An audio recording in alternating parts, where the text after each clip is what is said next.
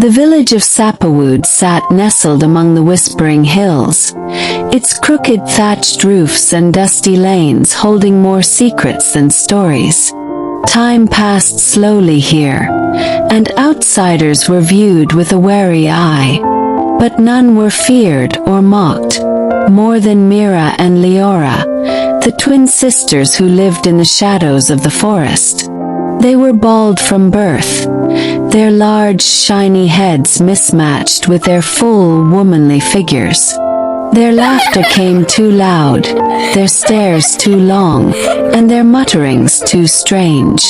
The villagers called them witches. They were a warning, curse. Mothers pulled their children away when they passed. But Mira and Leora loved each other deeply. Their madness, whatever it was, flowed between them in perfect rhythm. They understood each other's thoughts, completed each other's sentences, and shared the same haunting ache to be seen, to be loved. Then one day, a new man entered the village. His name was Elias. He didn't arrive on a cart, nor walk in as a drifter. He came in a sleek black car, stepping out in a tailored suit, the gold on his wrist catching the sunlight. A successful businessman from the city, Elias had returned to Sapperwood, his birthplace, for a funeral. He was handsome, educated, and everything the villagers envied and respected. He should have ignored the twins like everyone else. But he didn't. On his first morning stroll, he passed by their ragged hut near the woods and saw them sitting cross-legged, humming. They stared back. Most would have turned away, but Elias stopped. "May I join you?" he asked, crouching slowly, like approaching a wounded animal. They blinked. Mira tilted her head. Leora giggled. "No one ever asks that," Mira said. "No one ever stays with us," Leora added. But Elias did. He was different. He returned the next day. And the next. He spoke gently. He brought fruit, blankets, and stories. Over time, the twins softened. They no longer screamed at strangers or muttered nonsense. They laughed, asked questions, even shared dreams. "I want to take you away," Elias said one evening beneath a sycamore tree. "To the city. You deserve better than this place." "The city?" Mira gasped. "Will they laugh at us there?" Leora asked. "Maybe," Elias said honestly. "But there will also be doctors. Healing. You will be free." The twins clung to each other that night, hearts blooming with fragile hope. But in the shadows, Sarah, the most admired girl in the village, watched with venom in her heart. She had long fancied Elias. After all, weren't they a perfect match? She was beautiful, poised, admired. When Elias returned, she had paraded before him in her finest dresses. But he never looked her way.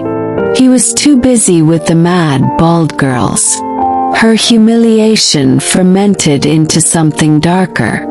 The morning Elias was meant to take the twins away to the city, Mira and Leora dressed in the finest clothes he had given them, a pair of long flowing blue gowns.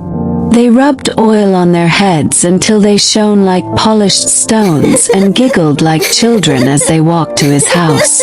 But the door was open. The air inside was wrong, too still, too sweet. A sour scent crawled along the floor. "Elias!" Mira called. They found him slumped by the fireplace, his lips tinged purple, an empty vial at his side. "No!" Leora shrieked, grabbing his face. "No! What happened to you?" They cried out, their voices raw and wild. Then they saw it, Sarah's broken bracelet lying on the floor beside Elia.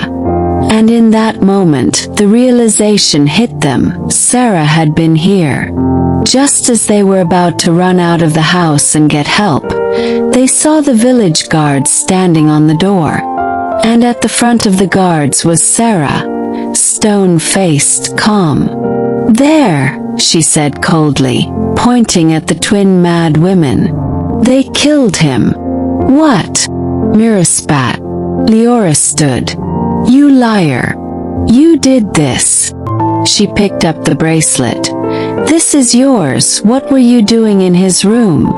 The air thickened. Sarah became uncomfortable. They're mad," Sarah stuttered with a shrug. "Who would believe them?" The palace guard bound their hands before they could speak further. They screamed, struggled, and begged for someone to listen. "We didn't do it," Mira cried. "We didn't kill Elia," they continued, but no one listened. "She poisoned him," Leora shouted. But the crowd turned away. When they arrived at the palace, the king, an aging man tired of chaos, sighed heavily when told. "Lock them up," he said. "They've caused enough pain." In a cold, dark cell beneath the palace, the twins lay curled together like wounded wolves. Time blurred. Hunger gnawed. Their minds danced between grief and rage. "They'll kill us for this," Mira murmured. "We need to find a way out of here." Leora's eyes gleamed. "You're right, Mira. But how do we escape this place?" That night they slipped from their cell. How, no one would ever say. Some whispered of dark magic.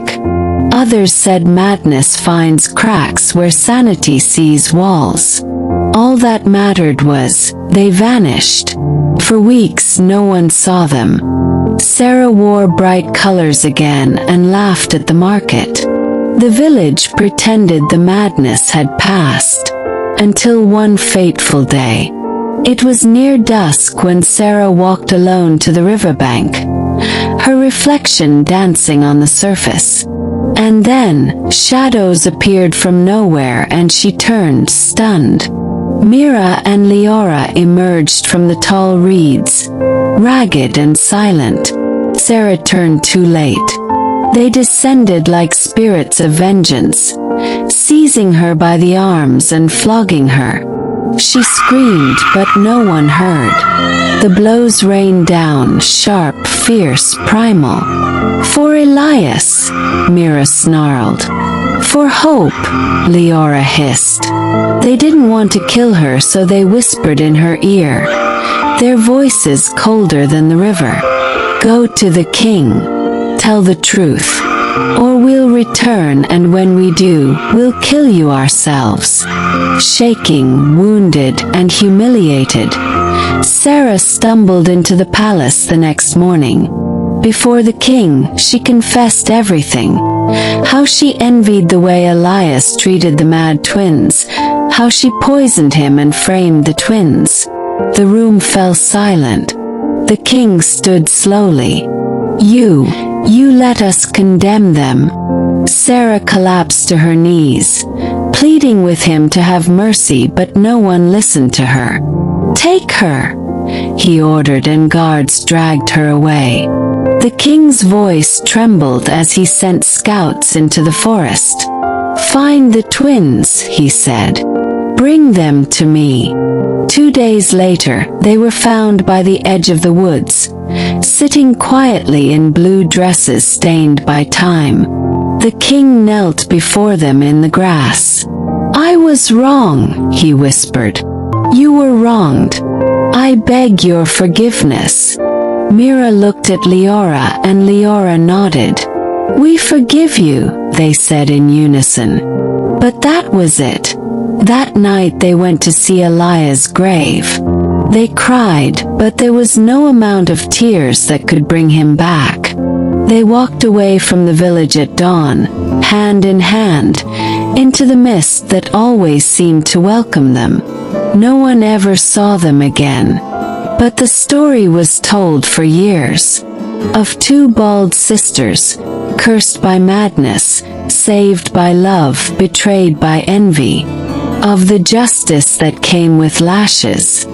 And of a village that lost the only ones who ever truly loved without condition.